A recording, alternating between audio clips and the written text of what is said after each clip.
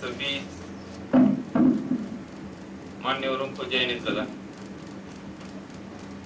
वेंकटेश परिवार नेत्रदान के प्रचार के लिए शहर में ये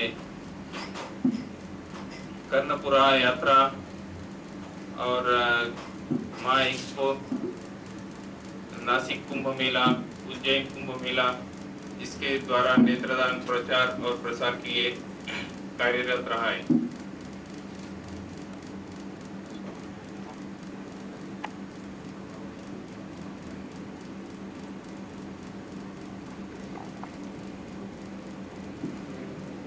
वैसे मुझे ऐसा भाषण का सब 2 शब्द में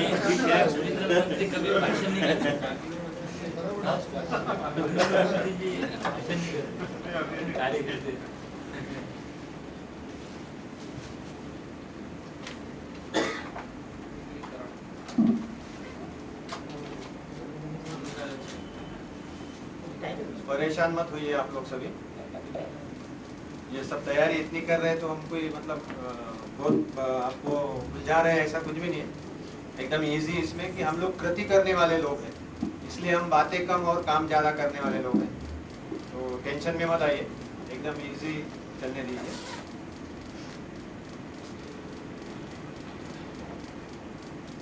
फ्रेंड्स डेवलपमेंट एसोसिएशन की सभी पदाधिकारी और उपस्थित सभी मेंबरों को मेरा जय नेत्रदान।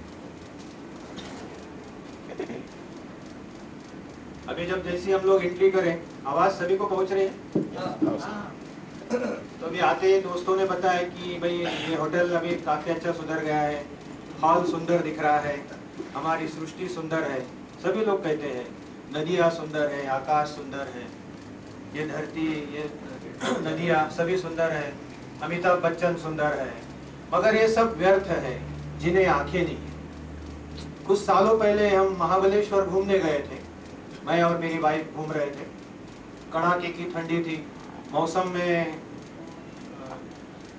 धुकाव होता, ठंड आंख कम कपा रहा था, जिसे महाराष्ट्र का कश्मीर कहते हैं। ऐसे में हम घूमते घूमते एक जगह देखे एक छोटा नन्हा बालक जो ठंड से कांप रहा था, ठिठुर रहा था। उस वक्त मेरे पत्नी ने आनंद फानन में अपनी शॉल निकाल के उसे पहना दी। उसको पहनाते ही उसका ठंडना, कांपना, ठिठुरना बंद हुआ। वो बालक खुश हुआ, मगर मुझे बहुत अफसोस हुआ। आप सब परेशान हो गए कि किस बात का? शॉल पहनाने का? नहीं, उस बालक को दिखता नहीं था, दिखता नहीं था। बस हमारी यात्रा वहीं खत्म हो गई। मैं परेशान हो गया, बार बार मुझे वो नन्हा बालक ही दिख रहा था। मैं औरंगाबाद आया, सपने में भी मुझे वो अंधे बालक ही दिखने लगा। परेशान, हर बार परेशान। मेरी पूरी जिंदगी डिस्टर्ब हो गई उस नन्हे बालक की वजह से। मैं सोच लगा कि हमारा जो जग है 21वीं सदी में पहुंच गया है, हमारा देश इतना आगे चले गया है, मगर ये नन्हा बालक, ये अंधकार हट नहीं सकता क्या? फिर मैंने तपास चालू किया, मेरे दोस्तों से डिस्कस करना चालू किया, बॉम्बे, पूना, डॉक्टर दोस्तों से भी पूछने लगा कि भाई ये अंधकार हट नहीं सकता क्या है ये? तो फिर ऐसा करते करते उसी वक्त मुझे एक मनशक्ति, एक मासिक आता है, लोनावाड़ा में एक केंद्र है मनशक्ति, उसमें एक आर्टिकल था कि नेत्रदान। फिर नेत्रदान की स्टडी करते करते उसमें आगाशे जी ने लिखा था, पूरी उसमें माहिती दी थी। और उस वक्त मुझे समझ में आया कि भाई ये अंधत्व हट सकता है वो नेत्रदान की वजह से। अपने भारत में कम से कम 1.5 करोड़ लोग अंध हैं। आपको सुनकर ताज्जुब हो रहा है, हमारा इतना बड़ा देश है, 1.5 करोड़ अंध है, उसमें से 30 लाख ऐसे लोग हैं जिन्हें नेत्रदान से फायदा हो सकता है। और वो 30 लाख में भी 75% नन्हे नन्हे बालक हैं। फिर यही विचार लेके, ये स्टडी करके फिर हमारा नेत्रदान की मुहिम चालू हुई। वेंकटेश परिवार का यहाँ से गठन हुआ। फिर वेंकटेश परिवार ने अपना कार्य चालू करते करते फिर हम लोग काम आगे बढ़ाते गए। थोड़ी देर के बाद आपको हमारे स्लाइड शो में वो सब बताते जाएगा कि वेंकटेश परिवार ने क्या किया, क्या नहीं किया है। अब अहम बात आती है नेत्रदान कि नेत्रदान बोले तो क्या है? काफी लोगों को डर लगता है कि भाई ये जीते जी करे जाता है क्या? दान बोलते हैं अपन, वस्त्र दान करते हैं, अन्नदान करते हैं, रक्तदान करते हैं। फिर ये नेत्रदान क्या है? ये जीते जी देते हैं क्या? नेत्रदान ये ऐसी चीज है कि मरणोत्तर किया जाता है। भगवान ने हमें एक अनमोल ऐसी चीज दी है, आंखें, जो हमारे मरने के बाद भी 6 से 8 घंटे तक काम आती है। और वो ऐसी अनमोल दृष्टि अगर हमने किसी को दान किए तो वो 2 लोगों को आंखें नेत्रदान से दिखती है, और इंसान उन्हीं आंखों की दृष्टि से इस सृष्टि में अमर रहता है। ये नेत्रदान है।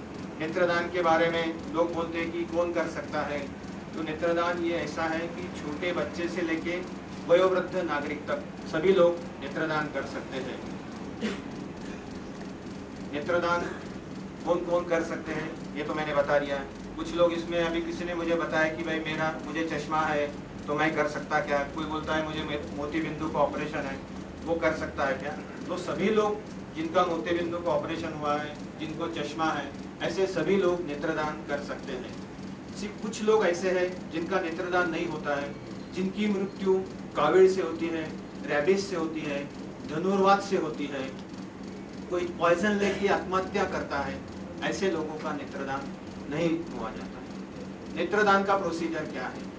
एक सिंपल सादा आई डोनेशन प्लेज फॉर्म बोला जाता है, सम्मति पत्र है, सादा फॉर्म हमने फिलअप कर देना, 2 विटनेस की साइन लेना, अपने नजदीक के आई बैंक में जाकर वो फॉर्म फिलअप कर दिए तो आपको एक कार्ड मिलता है, आई डोनर कार्ड।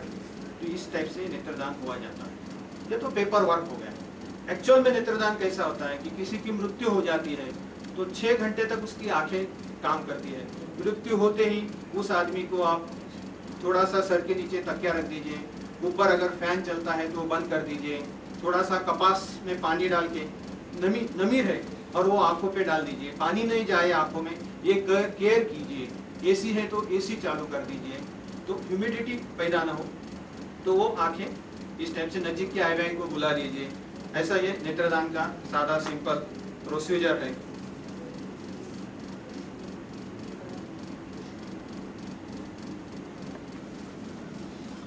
वेंकटेश परिवार ने अभी तक क्या क्या काम करे हैं नेत्रदान के प्रबोधन के लिए? तालन हमने लगाना चालू किया है, जैसे आनंद नगरी, नवरात्र महोत्सव यात्रा, महा एक्सपो जैसा बड़ा औद्योगिक प्रदर्शन, बड़े साधु संतों की कथा, परम पूज्य आसाराम बापू, किशोर जी व्यास, अलका श्री जैसे महान संतों की कथा के अवसर पर बीमा जैसे घरगुती चीजों का प्रदर्शन, आरोग्य हेतु प्रदर्शन हो, हेल्थ विजन, लोगों के दिलों में जागरूकता फैलाने का काम हमारा धीरे धीरे बढ़ने लगा।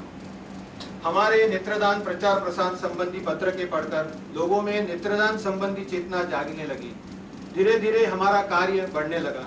नांदेड़, परभनी, भुसावल, अहमदनगर ऐसे आदि जगहों पर हमारे नेत्रदान हेतु कैंप लगने लगे।